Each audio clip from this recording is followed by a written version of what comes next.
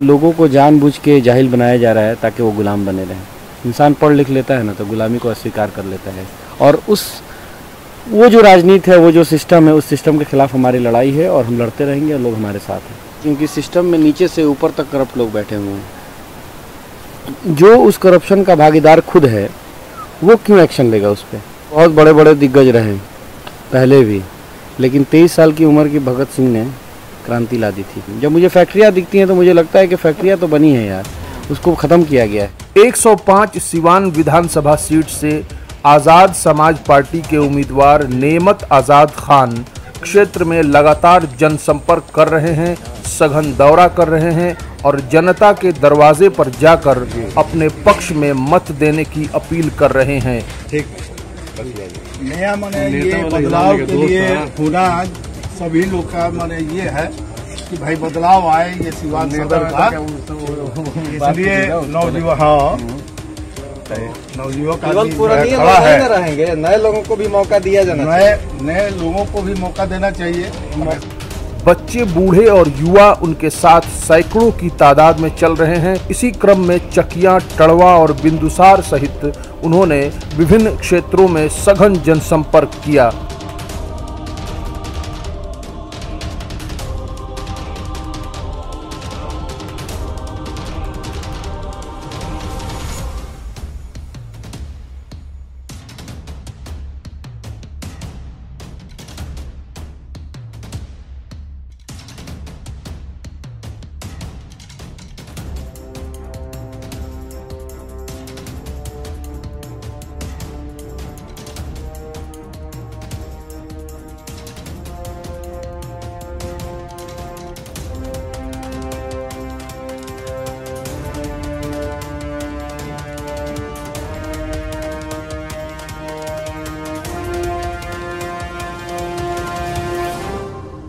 आइए देखते हैं समय सिवान के साथ उनके बातचीत का ये अंश। नमस्कार, आप देख रहे हैं समय सिवान। अभी हम लोग चकिया गांव में मौजूद हैं और हमारे साथ फिलहाल आज़ाद समाज पार्टी के युवा कैंडिडेट नेमत आज़ाद जी मौजूद हैं, जो कि अपने सघन चुनाव प्रचार में व्यस्त हैं। इसी क्रम में आज हम लोग इस गांव में मौजूद हैं। आइए हम इनसे अब तक का जायज़ा लेते हैं, चुनाव प्रचार कैसा चल रहा है और क्या कुछ अभी आपके दिमाग में चल रहा है। मेरे दिमाग में तो यही चल रहा है कि कैसे हम ज़्यादा से ज़्यादा लोगों तक संपर्क करें, अपनी बात पहुंचाएं और बदलाव का जो माहौल बना हुआ है उस माहौल को कैसे कैसे मजबूत किया जाए और रिज़ल्ट आएगा, मुझे उम्मीद है। कैसा आज का प्रोग्राम कैसा रहा? कब से क्या रूटीन है? कब से चुनाव प्रचार में हम निकल रहे हैं? कब तक कर रहे हैं? देखिए, जो प्रचार और फील्ड की बात है तो मैं कंटिन्यू फील्ड में हूँ, किसी दिन कम किसी दिन ज़्यादा। मैंने लोगों के लिए 2 बजे रात को हम ब्लड डोनेट करने गए हैं, किसी की मदद करने के लिए हम लोग पटना गए हैं, गोरखपुर गए हैं, तो फील्ड में तो हम रहे हैं। अब ये है कि जो पॉलिटिकल आउटफिट जो बना है अभी, उसमें जब से हम लोग लगे हैं तब से मुझे लगता है कि 7 बजे सुबह से लेकर रात के 10-11 बज जाते हैं सबसे मिलने में, सबको बताने में कि अब राजनीति में आए हैं। और जो एनर्जी लोगों के अंदर दिख रही है वो अनएक्सपेक्टेड है। मैं एक्सपेक्ट किया था कि मतलब मैं अच्छा काम कर रहा हूँ तो मुझे सपोर्ट मिलेगा, लेकिन इतना मिलेगा मुझे भी नहीं मालूम था। नेमत आज़ाद का एजुकेशनल बैकग्राउंड क्या है, उसके बारे में आप कुछ बताएं। जामिया मिलिया इस्लामिया से मैंने स्कूलिंग की, उसके बाद ग्रेजुएशन किया, उसके बाद अलीगढ़ मुस्लिम यूनिवर्सिटी से मास्टर्स करने के बाद पोस्ट ग्रेजुएट MBA करने के बाद मैं जॉब भी किया बैंक में 1.5 साल। वहीं हाँ, दिल्ली में रॉयल बैंक ऑफ स्कॉटलैंड से शुरू किया मैंने जॉब। 1.5 साल बाद मैं जॉब छोड़ के सोशल वर्क और अपने मतलब पर्सनल बिजनेस, फैमिली बिजनेस में लग गया। हालात कुछ ऐसे बने कि मुझे लगा कि पॉलिटिक्स में भी अपने लोगों को आना चाहिए। क्या कारण थे राजनीति में इस झुकाव का? राजनीति में झुकाव का मेरा सबसे बड़ा जो कारण था वो ये था कि जो हमारे माइनॉरिटी समाज के लोग हैं उनका पॉलिटिक्स में और सिस्टम में भागीदारी बहुत कम हो चुका है और कहीं ना कहीं उनकी आवाज़ उठाने वाला कोई नहीं है। साथ ही जो सिवान की हालात हैं, सिवान में हमने ब्लड हॉस्पिटल में हम मदद कर रहे हैं, सोशल वर्कर हैं, तो 4 साल के सोशल वर्क करने के बाद भी सिस्टम जिस हिसाब से मतलब लोगों के लिए एकदम वो है कि लोगों का ध्यान नहीं देते हैं वो लोग, जानबूझ के लोग मर रहे हैं और उसको इग्नोर किया जाता है। हम लेटर पे लेटर देते गए अधिकारियों को, लेकिन बदलाव नहीं हुआ। आज भी हॉस्पिटल में जाइए, मुझे लगता है कि आपसे ही एक न्यूज़ बना था जिसमें रिपोर्ट दिखाया गया था कि सिरिंज तक हॉस्पिटल में ठीक से अवेलेबल नहीं होता है, इमरजेंसी वार्ड बंद है, क्या कहते हैं अल्ट्रासाउंड बंद है, आईसीयू बंद है। न्यूज़ हुआ, मामला इतना हाईलाइट हुआ, इंक्वायरी बैठी, लेकिन कोई एक्शन नहीं हुआ। उसके बाद दोबारा न्यूज़ बना, दोबारा मामला हाईलाइट हुआ, कितनी बार आवेदन दिए गए। तो कहने का मतलब है कि आप सड़कों पे आंदोलन तो कर रहे हैं, लेकिन उसका रिजल्ट इसलिए नहीं दिख रहा है क्योंकि सिस्टम में नीचे से ऊपर तक करप्ट लोग बैठे हुए हैं। जो उस करप्शन का भागीदार खुद है वो क्यों एक्शन लेगा उस पर? तो उसको ठीक करने के लिए अगर कहा जाए तो अगर घर गंदा हो जाता है तो हम घर छोड़ के भाग नहीं जाते हैं, उसकी सफाई करते हैं। वैसे ही अगर आप कुल मिला जुला के आप जो सामाजिक सरोकार से आप जुड़े रहे हैं, इन कार्यों जन कल्याण कार्यों से जुड़े रहे हैं। नेमत जी, एक चीज़ बताइए, आपको लगता है कि लोग इस बेस पे वोट करते हैं? अगर आप एक सोशल वर्कर हैं या फिर आप सोसाइटी के लिए किसी न किसी रूप में आप डेडिकेटेड होकर के काम करते हैं, आपको ये लगता है कि ये बेस होता है, इन मुद्दों पर जनता वोट करती है? देखिए, बहुत सारे फैक्टर हैं एक चुनाव जीतने का। मैं नहीं कहता हूं कि सिर्फ और सिर्फ सोशल वर्क करके आप चुनाव जीत पाएंगे। ये हमारे मतलब बहुत अफसोस की बात है कि लोग कम्प्लीटली इस फैक्टर पे नहीं करते हैं, लेकिन हाँ, ऐसे लोग भी हैं जो इस फैक्टर पे वोट करते हैं। ऐसे लोग भी हैं जो ऐसे लोग भी हैं, और बहुत सारी फैक्टर हैं और सारे फैक्टर पे काम हो रहे हैं और रिजल्ट आएगा। कि जातीय जो छीटाकशी होती है, जात पात की राजनीति, संप्रदाय में लोगों को बांटने की कोशिश और वोट लेने की कोशिश होती है, क्या ये चीज़ अभी भी एग्जिस्ट करती है? क्या समाज में लोग इस नाम पर बंटते हैं? आपका क्या ख्याल है? देखिए, ये सच्चाई है कि जातीय ध्रुवीकरण होता है। बिहार की राजनीति में कास्ट पॉलिटिक्स का बहुत बड़ा रोल होता रहा है, लेकिन मुझे लगता है कि इस बार जो प्रवासी वाला मामला है, जो बिहार के लोग पैदल चल के आए हैं, थोड़ा बहुत इससे फ़र्क पड़ा है। थोड़ा बहुत लोग उससे हट के सोच रहे हैं और लॉकडाउन ने थोड़ा बहुत लोगों का दिमाग खोला है। तो कुछ ना कुछ फैक्टर तो है, जो ये सारे फैक्टर भी हावी रहेंगे। जाति समीकरण तो रहेगा ही, उसमें कोई दो राय नहीं है, और कम्प्लीटली जाति समीकरण नहीं रहेगा। सब मिला जुला के राजनीति होगी, और मुझे लगता है कि होना भी नहीं चाहिए जातीय राजनीति। अब धीरे धीरे लोग शिक्षित होंगे तो बदलाव आएगा। शिक्षा की कमी रही है जिसकी वजह से ये चीज़ है। बिल्कुल। अभी एक बात जो बड़े ज़ोर शोर से कही जा रही है, बेरोज़गारी की बात। बेरोज़गारी दर किस स्तर पे है और बेरोज़गारों की संख्या क्या है, इस पर बहुत सारी बातें हो रही हैं इस चुनाव में। क्या लगता है, बेरोज़गारी को लेकर क्या सोचते हैं?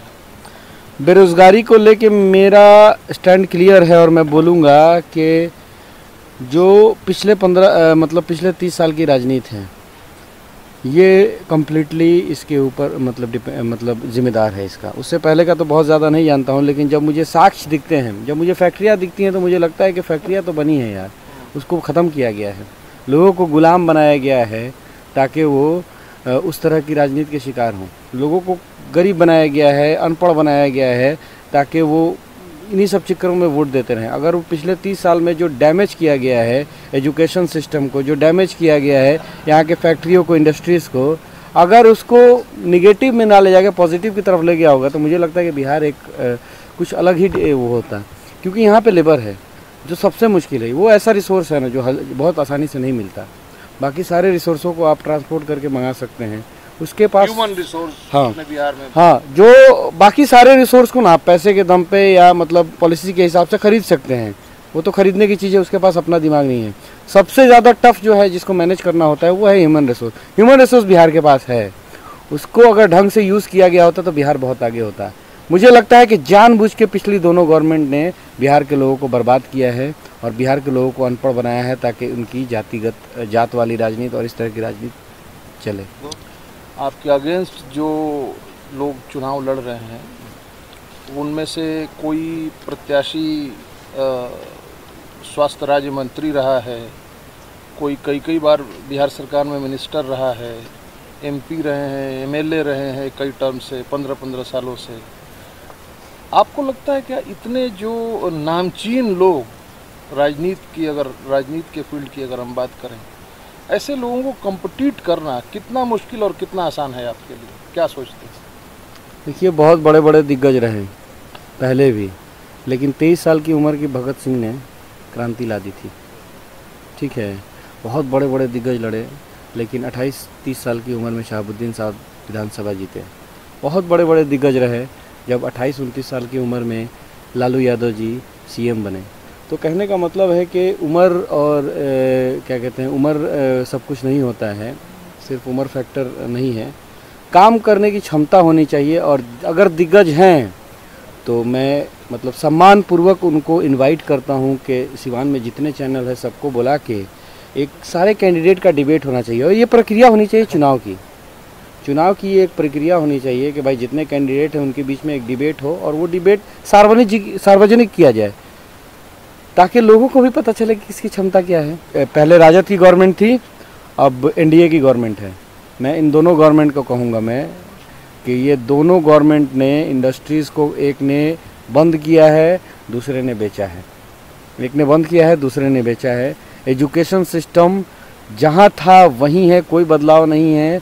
आज यूपी में 4000-5000 मतलब क्या कहते हैं सीट है मेडिकल का, बिहार में 1500 है।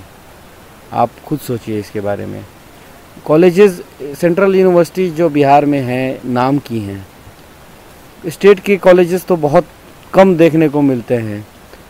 तो गवर्नमेंट स्कूलों की हालत देख लीजिए आप। तो मैं कहने का मतलब ये है कि लोगों को जानबूझ के जाहिल बनाया जा रहा है ताकि वो गुलाम बने रहें। इंसान पढ़ लिख लेता है ना तो गुलामी को अस्वीकार कर लेता है, और वो जो राजनीति है, वो जो सिस्टम है, उस सिस्टम के खिलाफ हमारी लड़ाई है और हम लड़ते रहेंगे और लोग हमारे साथ हैं। नेमत जी, आपने बहुत सारे मुद्दों पर बात की, आपने शिक्षा पे बात की, स्वास्थ्य पे बात की, सड़कें, बिजली, तमाम चीज़ें अपनी जगह हैं।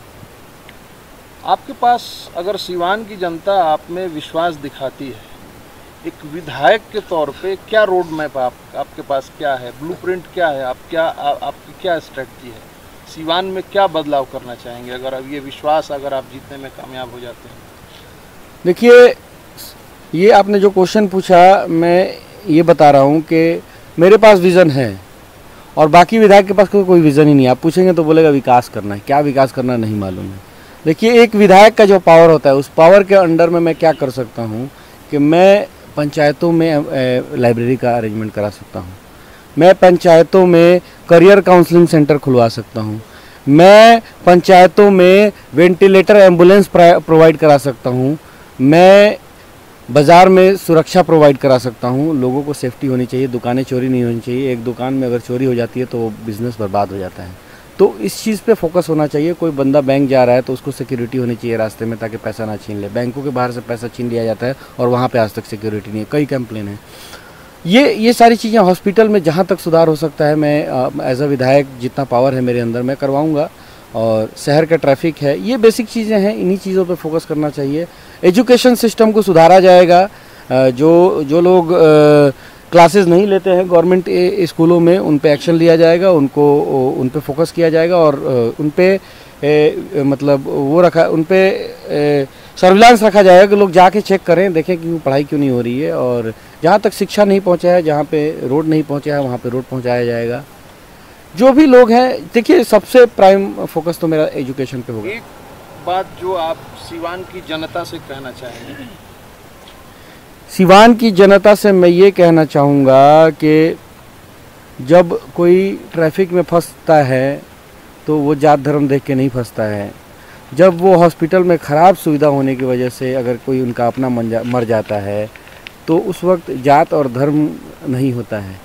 तो आप ऐसे कैंडिडेट को चुने जो सक्षम है, करने लायक है, जो करना चाहता है इस चीज़ को। ये ना कि अपना बिजनेस कर रहे हैं और चुनाव आया तो पैसा लगा के खड़े हो गए और जात धर्म के नाम पे लोगों को मॉडिफाई कर दिया, मतलब डाइवर्ट कर दिया और जीत गए। तो आप लोग इससे हट के एक ऐसे कैंडिडेट को देखिए जो आपके लिए रोज़ हॉस्पिटल में रोड पे संघर्ष कर रहा है।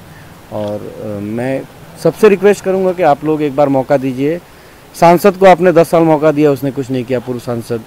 उसके बाद पूर्व मंत्री हैं, उन्होंने 15 साल में बहुत ज़्यादा कुछ नहीं किया।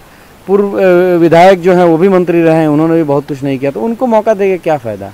तो कम से कम उनसे हट के किसी युवा को मौका दें, जिनको खुद अपने लिए 2 लोगों की ज़रूरत पड़ती है कि उनका काम करे। वो क्या 4 लाख लोग जो सिवान विधानसभा के लोग हैं उनकी जिम्मेदारी लेगा? तो ऐसे मजबूत आदमी को जिम्मेदारी दें, ऐसे मजबूत कंधे को जिम्मेदारी दें जो संघर्ष कर सके, भाग दौड़ सके और आपके लिए काम कर सके। बिल्कुल, हमसे बातचीत करने के लिए बहुत बहुत शुक्रिया आपका। तो ये थे नेमत आज़ाद खान, जो आज़ाद समाज पार्टी के कैंडिडेट हैं, युवा हैं। और जब एक युवा बात करता है तो पंचायत स्तर पर लाइब्रेरी के निर्माण की बात करता है, एक युवा बात करता है तो शिक्षा की बात करता है, एक युवा बात करता है तो स्वास्थ्य की बात करता है। अब आने वाले समय में जो कि चंद ही दिन रह गए हैं, सिवान में ये जो राजनीतिक गतिविधियां चल रही हैं, चुनाव प्रचार चल रहे हैं, चुनाव होने को ही है, इसका परिणाम क्या होगा ये तो वक्त ही बताएगा। देखते रहिए समय सिवान। आप पेपर लेके आज अनुभव वो जा उन्हें क्यों दे दो वो ऐसे क्लियर के। हाँ हेलो पेपर वाइन करेगा 4-5 को दे दो।